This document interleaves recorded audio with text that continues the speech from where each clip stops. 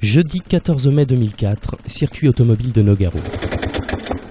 Donc on doit pouvoir serrer encore la lettre des gaz. Nous sommes à la 20e édition du Shell Eco Marathon. 217 participants de 17 pays différents s'apprêtent à prendre le départ pour un même objectif. Parcourir un maximum de kilomètres avec un minimum de carburant.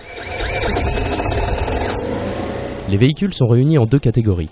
Les prototypes, où tout ou presque est permis, et les urban concepts, qui par leur aspect et leurs équipements doivent se rapprocher le plus possible des véhicules utilisés en circulation.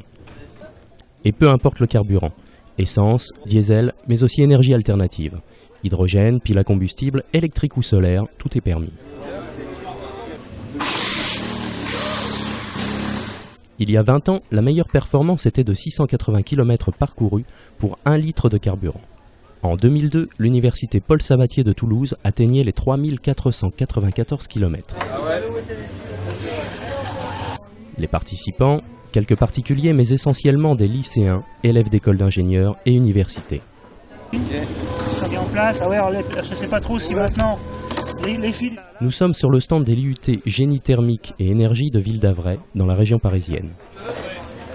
Depuis sa création, élèves et professeurs de l'IUT participent à cet événement. Arrivés la veille, ils finissent les dernières mises au point du véhicule.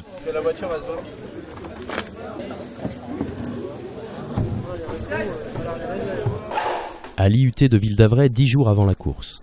Le moteur vient tout juste d'arriver, et cette année ils troquent leur moteur à essence contre un diesel qu'ils savent plus performant. Par manque de temps et de moyens, le moteur restera d'origine pour la course. Comme tous les ans, on n'est pas en avance. Toute la finition est à faire. La mise au point est toujours fastidieuse. Durant l'année universitaire, le travail autour du véhicule rentre dans le cadre d'un projet pédagogique. Élèves et professeurs s'affairent autour d'un problème. Pour consommer moins, le moteur ne fonctionne que pour emmener le véhicule à la vitesse de 40 km/h. Il est alors arrêté et la voiture file en roue libre. On ne le redémarre que lorsque la vitesse passe sous la barre des 25 km/h. Tout le panel des connaissances dispensées à l'IUT entre alors en jeu. Étude des moteurs, fabrication de pièces mécaniques, aérodynamisme, il est impératif de diminuer le maximum de frottement. Retour sur le circuit de Nogaro. Pour accéder à la piste, les concurrents doivent se soumettre à un passage obligatoire. C'est bon ? Okay.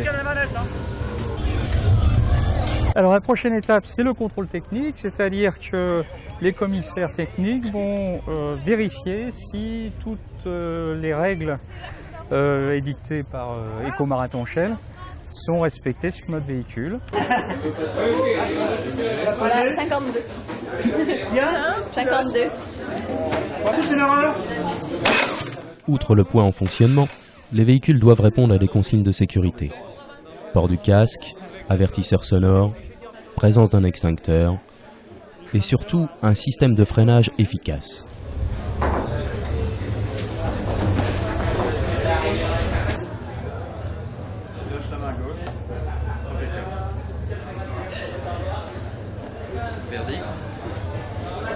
C'est bon ? C'est bon. Si le contrôle s'avérait négatif, les concurrents auraient jusqu'à samedi matin, début des courses, pour mettre le véhicule en conformité. D'habitude, on a toujours des problèmes de frein et là, on a réussi à résoudre ces problèmes de frein puisque la voiture est passée du premier coup.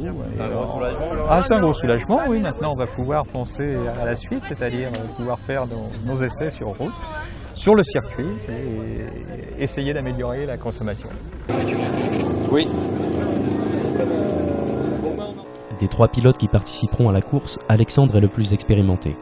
C'est lui qui fera le premier essai.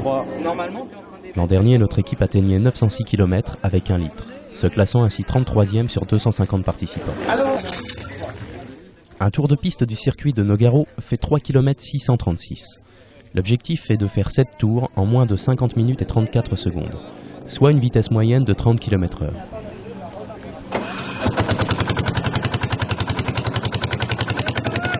On contrôle à l'arrivée le carburant utilisé et on détermine une consommation en kilomètres par litre. Par exemple, avec une goutte d'essence, un véhicule du Shell Eco Marathon peut parcourir jusqu'à 5 km. et chaque concurrent aura droit à 4 tentatives. La meilleure consommation des 4 sera alors retenue. Si tu as compris, tu lèves le pouce. Refais un tour. En plus des innovations techniques, la maîtrise du pilotage est essentielle pour aller loin. Ah bah ouais. Séance de débriefing après les essais. Là, là je suis à 30. Hein. En étant à 38 là, je suis à 30. Tu passes à 30. Parce que si à chaque fois on démarre ici, donc on lance un peu plus longtemps qu'avant. Là c'est le départ. T'accélères. Ça change rien au problème en fait. Non mais peut-être que je passe là hein, sans accélérer. Sur plus de 200 participants, seuls les 30 premiers passent la barre fatidique des 1000 km. Cette année, bien que leur moteur n'ait pas été réglé, et malgré leurs petits moyens financiers, 3 000 € seulement de budget, nos concurrents espèrent bien économiser les quelques gouttes de diesel qui leur permettront de franchir ce seuil. Leur secret, un solide bagage technique et une expérience de 20 ans. L'essentiel, c'est que tu arrives dans les temps. La conso, c'est bien si tu arrives à en faire une bonne. Il y a un peu d'appréhension, il y a un peu de stress. Ah, surtout le pilote. Je pense que c'est surtout le pilote qui est stressé là. Et donc on sait que la voiture est fiable. Maintenant, c'est au pilote de faire la différence.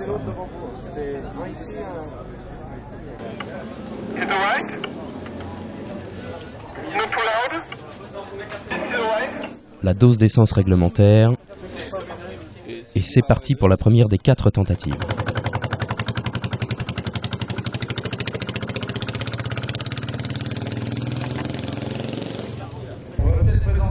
Souci de dernière minute, la liaison radio ne marche plus. Le contact devra donc se faire par téléphone. Annonce tes chronos s'il te plaît. Avec les différentes découvertes, les innovations.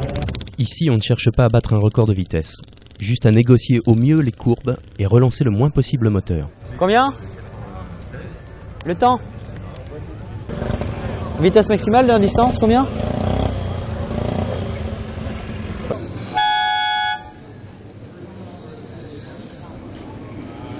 Fin du 7e tour, retour au stand et verdict. Combien c'est 25,4 26,4 millilitres, soit une distance évaluée pour un diesel de 853 km. Les Urban Concept ne sont pas en reste. Ces petites citadines de demain afficheront de belles performances. 0 litre 36 sur 100 km, soit un Paris-Deauville avec 1 litre.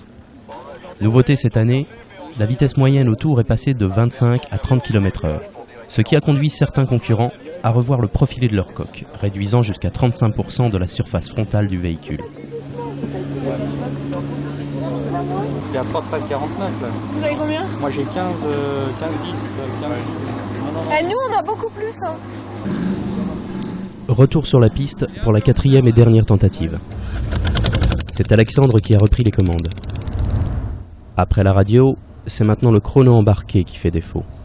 Alexandre pilote donc en aveugle avec des références de temps fausses. Néanmoins, malgré un retard sur le premier tour, la voiture se comporte bien et file en roue libre, économisant de précieuses gouttes de carburant.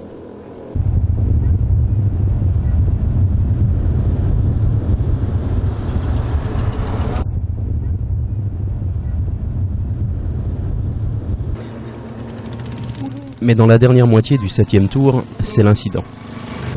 Il n'a pas le droit de repartir. Il n'empêche de repartir.